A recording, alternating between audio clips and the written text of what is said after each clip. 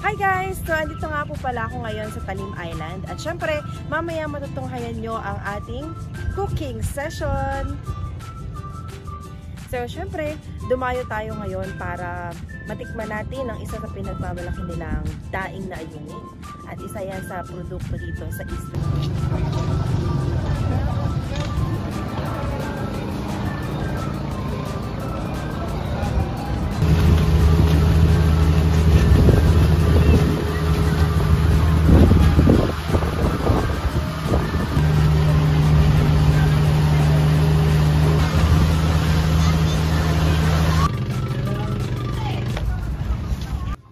Hi guys! So, for today's video, sabi ko nga kanina nandito tayo sa Talim Island. So, ang lulutuin natin ngayon ay simple lang pero tsak na magugustuhan nyo. At ang ating recipe for today ay ang daing silog. Okay? So, ang ating mga ingredient ay, syempre ang unang-una ay ang ating daing na ayungin. Ayan. At syempre, meron din tayong gagamiting itlog. Ayan, para sa ating daing silog. At syempre, nandyan din ang ating garlic at ang ating sili para sa ating gagawing sausawan later. At nagsama din tayo ng kamatis. Ayan. So, parang medyo healthy tayo for today's video, guys. At syempre, para pang balance ng lasa, meron tayong pepino. Ayan. Syempre, hindi mawawala ang ating cooking oil. Ayan. At para sa ating sausawan ay ang suka at black pepper. Alright, umpisa na natin to guys. Let's go!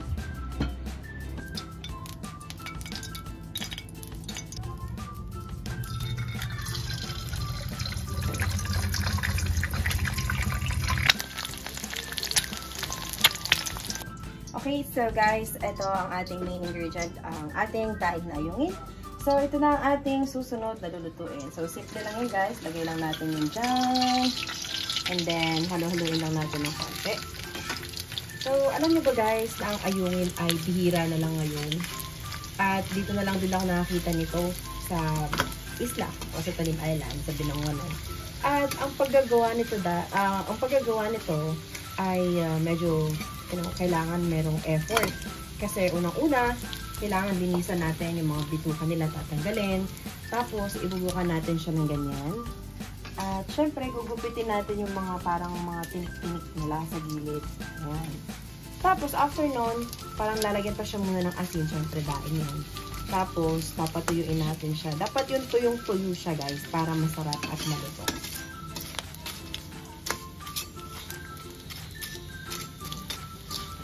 So, para tipid tayo sa bigas, guys, yung ating natirang kanin, yung gagamitin natin para sa ating silog. Diba? Perfect! Ito na ang ating finished product. So, ayan ang ating daing silog. Tignang mabuti. So, ayan ang kamatis, pipino, itlog at ang ating daing. At syempre ang ating fried rice. Ayan nga guys, ang ating sausawan for today's video. Tikman natin guys. Harap. Siya nga pala guys, meron din akong konting reminder sa inyo. So, yung daing natin, pwede to pala sa i-partner sa champurado, o kaya magluluto kayo ng munggo, pwede din siyang isama. So, masarap yun. At syempre, sorry guys, sobrang sarap nung ating niluto for today.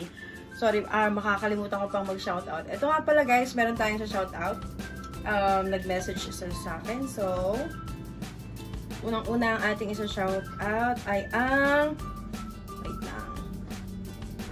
Ito, nag-chat siya sa akin. Si Kamuyo Family. Hello, good morning. Ingat kayo palagi. Ayan, Kamuyo Family.